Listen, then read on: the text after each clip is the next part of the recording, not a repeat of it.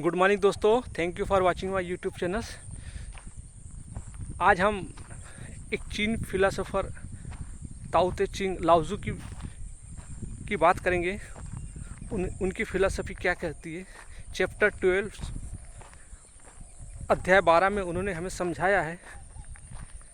दोस्तों, आप यदि इस यूट्यूब चैनल पर नए हैं तो इस चैनल को सब्सक्राइब कर दीजिए ताकि आपको इसी प्रकार के नोटिफिकेशन मिलते रहे, और इस वीडियो के अंत तक बनिए ताकि हम समझें कि जो लाओजू हमसे क्या कहना चाहते हैं, हम मानवता को क्या संदेश देना चाहते हैं, उसको हम समझते हैं।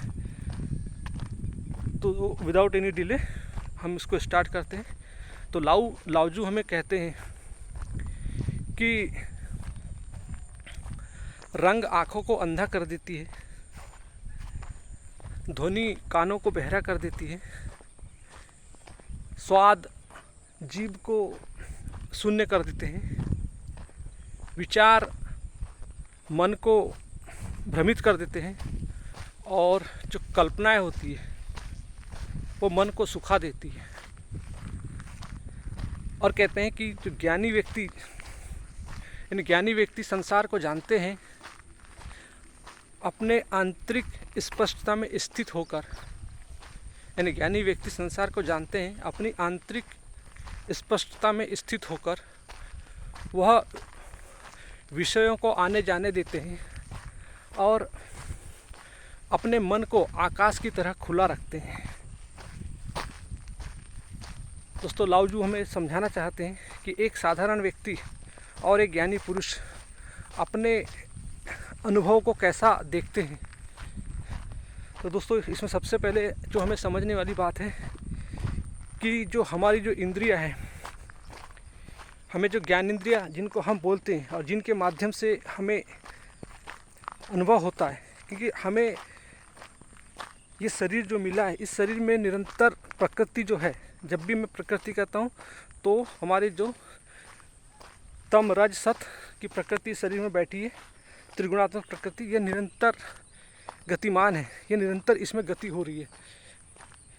तो इस शरीर निरंतर गति करते रहता है, लेकिन और जब भी इसके जो सोर्स होते हैं हमारे अंदर, जो हम जिसको ज्ञानेंद्रिया बोलते हैं, तो लाओजू हमें समझाना चाहते हैं कि रंग आँखों को अंधा कर देता है। यानी आँख, एक साधारण व्यक्ति जब अपने आँखों से देखता है तो वो संसार की देखी हुई चीज़ों को सच मान लेता है, और विदाउट उसका इन्वेस्टिगेशन, विदाउट उसको अवलोकन के अपने मन का विषय बना लेता है और अपनी मान्यता बना लेता है, और उस मान्यता को जीना शुरू कर देता है। तो लाओजू यही समझाना चाहते हैं कि यदि हम इंद्रिया जो देखती है और देखने वाली इंद्रिया यदि अपने विषयों को न जाने तो वो रंग आँखों को अंधा कर देता है। तो हमें आँखों के माध्यम से चीज़ों को जानना है, देखना ही नहीं है। आँख देखना तो ठीक है, आँख तो देखेगी, क्योंकि आँख का काम है निरंतर गति करना। आँख बनाई ही गई है, हमारे डीएनए से आँख संस्कारित ही है कि वो संसार के हर विषय को देखने का काम करती है। लेकिन हमारे अंदर जो बैठा एक जो एक्सपीरियंसर है, और उसको जो एक्सपीरियंस हो रहा है थ्रू द सेंसेस, जिसको हम नॉलेजेबल ऑर्गन सेंसेस बोलते हैं, उसके थ्रू जो आउटर वर्ल्ड से जो एक्सपीरियंस हो रहा है, यदि वो एक्सपीरियंसर अनुभोक्ता अपने अनुभव को न समझे तो वो उसके लिए एक बहुत बड़ा मान्यता परंपरा बन जाती है, और उसका जीवन मुक्ति में सबसे बड़ा बाधा हो जाता है, यानी वो अपनी आंतरिक अज्ञानता से मुक्त नहीं हो पाता।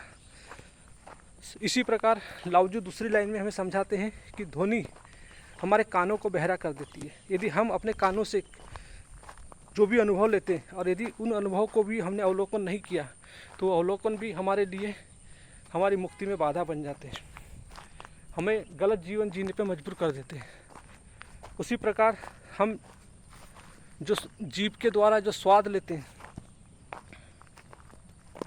यदि हम इसके स्वाद को यदि समझें ना तो हमारे अंदर जो जीभ भी शून्य पड़ जाती है। मतलब यदि हम किसी भी चीज़ का, कहने का मतलब है कि हम किसी भी चीज़ का अवलोकन न करें तो हम वो चीज़ें हमारी मान्यता बन जाती है, परंपरा बन जाती है और वो हमारे लिए एक ज्ञान खड़ा कर देती है।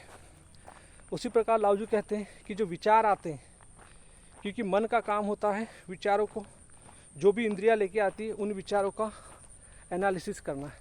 यदि मन उन चीज़ों का विचार न करे तो मन हम अपने विचारों के कारण ही भ्रमित हो जाते हैं। यदि हम जो विचार आ रहे हैं यदि हम सही से अवलोकन कर लें तो हम विचारों से मुक्त हो जाते हैं, क्योंकि मन का काम होता है सिर्फ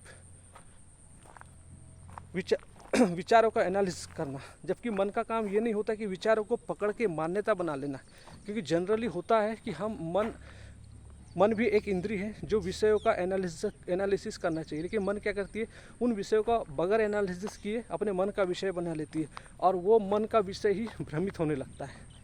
इसी प्रकार लाओजू हमें समझाते हैं कि जो हमारी कामनाएं होती है वो हमारे मन को सुखा देती है। यानी जो कामनाएं यदि हमने उनको परखा नहीं, उनको जांचा नहीं तो वो कामनाएं हमारे लिए एक मान्यता परंपरा बन जाती है, एक अज्ञानता बन जाती है, अंधविश्वास बन जाता है, एक पाखंड बन जाता है। जो हम उन पाखंडों को बचाने के लिए, हम अपने अनुभव को सच करने के लिए दुनिया के सामने पाखंड करने लगते हैं, अंधविश्वास करना चाहते हैं। तो लाओजू हमें समझाते हैं कि जो अनुभव होता है, यानी हमें निरंतर अनुभव होता है, यानी हमारे अनुभव जो होते हैं हमारे जीवन में अनंत अनुभव होते हैं। यानी ये जो जीवन मिला है 80 साल का, एक इसमें हम कहते जरूर है कि हमें 80 साल का मिला है, लेकिन हमारा जीवन प्रति पल अनंत बार अनुभव लेते रहता है। दोस्तों, हम जब जागते रहते हैं तब भी हमारे इंद्रियों के द्वारा, यानी ज्ञान इंद्रियों के द्वारा हमारे अनुभव होते हैं। हम कहने को तो इनको ज्ञान इंद्रिया कहते हैं, लेकिन जो ज्ञान का यदि अवलोकन न करे तो ज्ञान इंद्रिया भी हमारे लिए एक, मतलब कहना चाहिए, ज्ञान इंद्रिया नहीं रह के सिर्फ इंद्रिया रह जाती है। तो कहने का मतलब ये है कि जो भी अनुभव लेते हैं इंद्रियों के माध्यम से, ज्ञान इंद्रियों के माध्यम से, उसका हमें प्रॉपर तरीके से एनालिसिस करना चाहिए। क्योंकि हमारे निरंतर हमें अनुभव हो रहा है, हमारे जीवन में अनंत अनुभव होते हैं।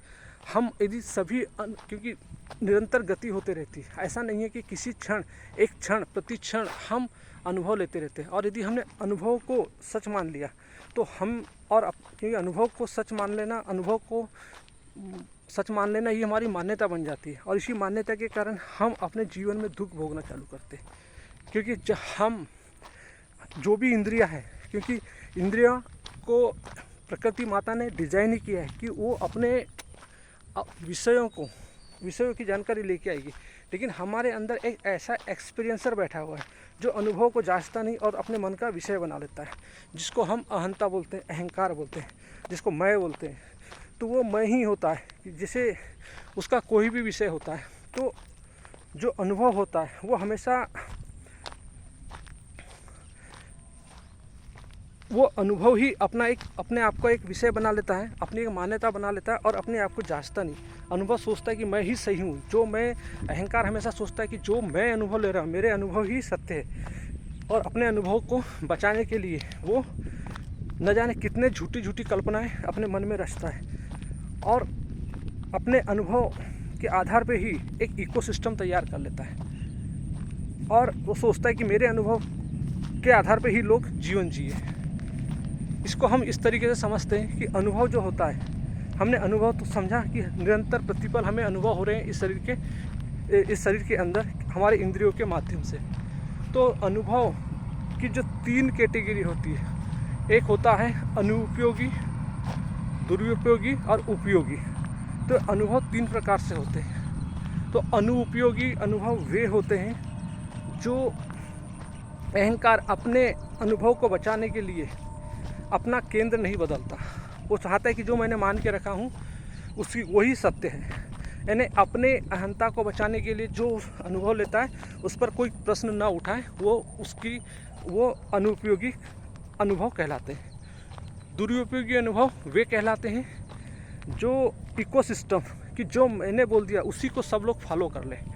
इसीलिए आपने देखा होगा कि हम ऐसा एक एग्जाम्पल लेते हैं कि ऐसा व्यक्ति जो अपनी हमेशा ज़िंदगी में उन्हीं लोगों के साथ बैठेगा जो उसकी बातों को और फैलाए, उसकी बातों मिलाकर निरंतर बात करते रहे, तो वो चाहता है कि ऐसा अनुभव उसके ज़िंदगी में निरंतर होता रहे।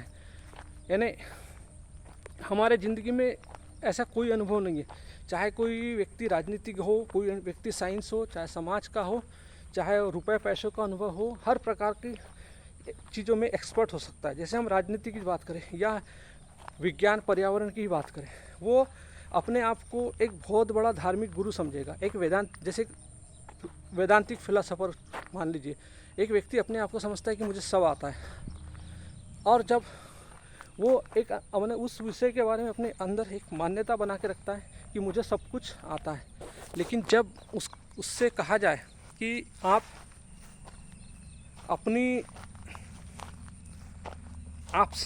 आपने जो मान्यता रखी है, हम उस मान्यता के ऊपर कुछ चर्चा करना चाहते हैं, आपके साथ बैठ के बातचीत करना चाहते हैं, तो वो व्यक्ति कभी भी देखना आपके साथ बातचीत नहीं करेगा।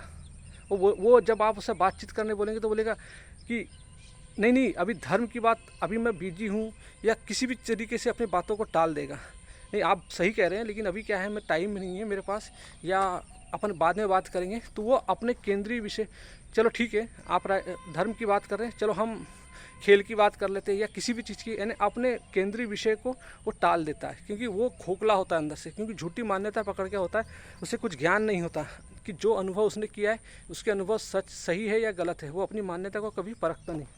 तो हमारे लिए सबसे बड़ी जो विडंबना होती है कि हम अपने अनुभवों को सच मान लेते हैं। तो इसी प्रकार लाओजू हमें समझाना चाहते हैं कि जीवन इंद्रिया प्रतिपल जो भी सूचनाएं आपको लाके दे रही है, उनको परखो, देखना नहीं, जानना, कि जो भी इंद्रिया आ रही है उनको अपना मन का विषय न बना लेना। सबसे पहले जानो, क्योंकि आप कितने अनंत अनुभव आपको ज़िंदगी में हो रहे हैं, सब अनुभव मन में अनेकों विषय आ रहे हैं, तो हर विषय को कि हमें जो भी विषय यदि हम पकड़ना चाहते हैं, जो भी विषय को हम ट्रेस करना चाहते हैं, तो उस विषय को अच्छे से समझ लीजिए। अगर हमने विषयों को नहीं समझा तो वो विषय हमारे लिए नासुर की तरह हो जाते हैं और हमारे जीवन को बर्बाद कर देते हैं। और जब हम इसी तरीके का जीवन जीते हैं, मान्यता, परंपरा, कल्पना, माइंड कंडीशनिंग टाइप का जीवन जीते हैं, तो ये जीवन हमारे अंदर एक अनंत पॉसिबिलिटी को ख़त्म कर देता है। आज यही कारण है दोस्तों कि हम एक कंडीशनिंग माइंड से जो जीवन जीता है, एक समाज ने हमें एक मानसिक मॉडल दे दिया है कि सिर्फ बच्चा पैदा हुआ, स्कूल जाए, नौकरी लग जाए, शादी कर ले, फिर बच्चों को पढ़ाई के लिए अच्छे स्कूलों में जाए, पैसा कमाए और समाज में इज्जत कमाए, रात दिन मतलब एक पैसे के पीछे, एक समाज के गुलाम, शरीर के गुलाम, समाज के गुलाम और संयोग के गुलाम। इन तीनों चीज़ की गुलामी के लिए हमारा माइंड पूरा संस्कारित हो चुका है।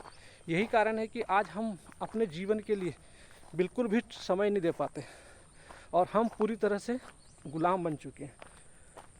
शरीर की गुलामी वो होती है कि जो हमारा इंद्रियां हमें जो बोलती है कि मुझे ये खाना है, तो हम उसी खाने के लिए पीछे, जैसे कोई व्यक्ति मांसाहार है तो वो मांसाहार खाने के लिए ही रात दिन ललायत रहता है। वो समझना नहीं चाहता कि मांसाहार क्या चीज़ है, कि हम किस जीव को मार रहे हैं, और ये इसको खाने के बाद क्या हमारी इंद्रियां, हमारे अंदर जो डाइजेस्टिव सिस्टम है, क्या ये सारी चीज़ों को प्रोसेस करेगा, क्या हमारा बॉडी इसके लिए डिज़ाइन है, क्या इसको बगैर खाए, बगैर हम प्रकृति का नुकसान किए हमारा जीवन चल सकता है। और भी ऐसे जो प्रोटीन सोर्स वाले विटामिन है जो हमें प्राकृतिक धरती माता ने हमें दिया है, हम उनको समझ सकते हैं। इसी प्रकार से जो भी व्यक्ति अपने एडिक्शन में फंस जाता है, यानी जैसे चाय में फंस जाता, चाय वाय पीना एडिक्शन, दारू वारू, शराब, ये सब चीज़, गुटखा पान, ये जो एडिक्शंस है इसके ट्रैप में फंस जाता है। तो शरीर निरंतर आपको अपनी कामनाओं की पूर्ति कराना चाहता है, क्योंकि आपका जो एक्सपीरियंस है किसी भी कामनाओं को पकड़ने के लिए, क्योंकि हर चीज़ का जो एक्सपीरियंस लेने वाला है वो हमारा एक्सपीरियंसर अहंकार होता है। यदि आपने उस अहंकार के विषय को अच्छी तरह से जान लिया तो आप विषय से मुक्त हो जाते हैं। इसी प्रकार समाज एक नियम, समाज के हम कैसे गुलाम होते दोस्तों, समाज एक अपने नियमों पे चलता है, एक सिद्धांत पे चलता है, एक कॉन्सेप्ट पे चलता है, उसकी अपनी कोई मौलिकता नहीं होती कि एक कॉन्सेप्ट बन गया कि everybody will follow the socialism rules and regulation. तो हर आदमी एक रोबोटिक पैटर्न में उस समाज के नियमों को पालन करते रहता है। और यही होता है कि हमारी अंदर माइंड कंडीशनिंग हो जाता है, हमारी लिबरेशंस ख़त्म हो जाती है, यानी हमारे अंदर जो आज़ादी, फ्रीडम जो होती है वो ख़त्म हो जाती है और हम समाज के गुलाम हो जाते हैं। और निरंतर हम समाज की मान्यताओं को, समाज की इच्छाओं को पूर्ति करने के लिए रात दिन भागते रहते हैं। आज यही कारण होता है कि हम अपने जीवन के लिए कुछ नहीं कर पाते, सिर्फ समाज के गुलाम, शरीर के गुलाम बन के हम अपना जीवन जीने लगते हैं। इसी प्रकार से हमें संयोग से यदि कुछ मिल जाए तो हम संयोग के गुलाम हो जाते हैं। हम चाहते नहीं, लेकिन यदि संयोग से कोई चीज़ मिल गई, संयोग से हमें अच्छी नौकरी मिल गई, संयोग से हमें अच्छी बीवी मिल गई, हमारे पास पैसा आ गया, तो हम उस संयोग के ही गुलाम हो जाते हैं। तो कहने का मतलब ये है कि जो शरीर, समाज और संयोग, इन तीनों चीज़ों की गुलामी हमारा अहंकार हमेशा करता है। तो हमें इनसे आज़ादी चाहिए, क्योंकि हमें फ्रीडम चाहिए, हम स्वतंत्रता, हमारी चेतना आनंद धर्म है, हमारी चेतना फ्रीडम चाहती है, क्योंकि हमारी चेतना का उच्चतम रूप ही शिव है। तो इसीलिए हमारे संत महात्मा ने हमें समझाया है कि अपनी उच्चतम पॉसिबिलिटी, जो आपका धर्म है, जो आपकी चेतना का धर्म है, शांति, आनंद, प्रेम, करुणा, अनंतता को पाना, आपका स्वभाव अनंतता का है। आपका स्वभाव कंडीशनिंग नहीं है, आपका स्वभाव मान्यता नहीं है, आपका स्वभाव जानने का है। इसलिए हमारे फिलासफरों ने, हमारे जितने भी जो दार्शनिक है, उन्होंने हमें समझाया कि हमारे जीवन का कौशल होता है जानना। इसीलिए हमें ये इंद्रियां हमें दिया गया है, यानी जो ज्ञानेंद्रिया जिसको दिया शब्द हमें फिलासफरों ने बताया, और हमें कि इन ज्ञानेंद्रियों के माध्यम से हम संसार को जान सकते हैं। हमें मानना नहीं है। जब हम इनको मान कर बैठ जाते हैं तो हमारा जीवन कुंठित हो जाता है। तो हम जो भी जीवन में हमारे अनुभव हो रहे हैं, हम अपने अनुभव को सच ना माने, क्योंकि अनुभव के पीछे जो अनुभोक्ता होता है वो अहंकार होता है। और अहंकार हमेशा अपने, क्योंकि वो कुछ होता नहीं, अपनी मान्यता, अपने आप को बचाने के लिए अपनी मान्यताओं को प्रदर्शित करते रहता है। इसीलिए देखो, कहीं भी अपन जब डिस्कस करते हैं तो हर व्यक्ति अपनी ही बातों पे अड़ा रहता है, क्योंकि वो अहंकार होता है, क्योंकि वो जानना नहीं चाहता। उसके सामने तथ्य लाओ तो भाग जाता है कि नहीं, मैंने, चलो हम आपसे, आदमी की हमारे अनुभव तभी उपयोगी है जब हम अपने ही मान्यता को चैलेंज कर ले। मैंने जो मान के रखा हूँ क्या सही है या गलत है, तथ्यात्मक रूप से यदि आप उसका अवलोकन कर लो, समझ लो, तो आपके वो अनुभव आपके लिए जीवन अमृत हो जाते हैं, यानी वो अनुभव आपके लिए उपयोगी होने लगते हैं। तो दोस्तों, हमने समझा कि हमारे अनुभव, जो हमने 3 प्रकार के अनुभव समझा, कि उपयोगी अनुभव वे है जो हम अपनी मान्यता रहती है और अपने मान्यता को उजागर करते हैं, और वो एक दूसरे के साथ बैठ के उसके ऊपर चर्चा करते हैं, और अपनी गलती, जो भी मान्यता है उसको तोड़ने के लिए कि मेरी मान्यता सही है या गलत है, उसकी सत्यता को परखते हैं, उसका अवलोकन करते हैं, उसका आत्मचिंतन करते हैं। तो ये अनुभव हमारे लिए जीवन में उपयोगी होती है। अनुपयोगी कि हम अपनी मान्यता को ही अपना जीवन का केंद्र बना ले, अपने अज्ञानता को केंद्र बना ले, तो ये अनुभव हमारे लिए घातक होते हैं। दुरुपयोगी एक इकोसिस्टम की, जो मैंने बोल दिया, सब everybody will follow which I have accept and which I have experienced, जो मैंने अनुभव किया सब लोग उसी को अनुभव करें, तो इसको बोलते हैं दुरुपयोगी अनुभव। तो इस तरीके से लाओजू हमें समझाना चाहते हैं इंद्रियों के माध्यम से कि जो इंद्रिया जो कुछ भी देखती है उसको सच मान के मत बैठो, उसका अवलोकन करो, नहीं तो वो हमारे अंदर एक मान्यता, परंपरा बनकर बैठ जाएगी। और इसीलिए वो समझाते हैं कि जो ज्ञानी पुरुष जो होता है वो हमेशा अपने अंदर जो कुछ भी हो रहा है उसकी पहले उसको जांचता है, परखता है, उसका अवलोकन करता है, और वो किसी भी विषय को पकड़ता नहीं। वो अपने, मतलब कहना चाहिए, अपनी आंतरिक स्पष्टता को मजबूत करता है। ज्ञानी संसार के विषय को जानने के लिए अपनी आंतरिक स्पष्टता के में स्थित हो जाता है, और उसके बाद आने जाने वाले विषयों के प्रति एक आंतरिक स्पष्टता की दृष्टि रख के ही उनको अपने मन को आकाश की तरह खुला रख के उनको आने जाने देता है, पकड़ता नहीं। ये ज्ञानी की पहचान होती है। तो दोस्तों, आपके जीवन में भी अनंत अनुभव होते हैं। आप हर अनुभव को पकड़िए मत, उनको समझिए, जानिए और अपना जीवन को बेहतर बनाइए। यही जीवन का फ्रीडम है, यही जीवन की मुक्ति है, यही जीवन का मोक्ष है। दोस्तों, यदि ये वीडियो आपको अच्छा लगा हो तो इसको फॉरवर्ड कर दीजिए, लाइक कर दीजिए, सब्सक्राइब कर दीजिए, ताकि आपको इस प्रकार की इन्फॉर्मेशन मिलते रहे। थैंक यू दोस्तों।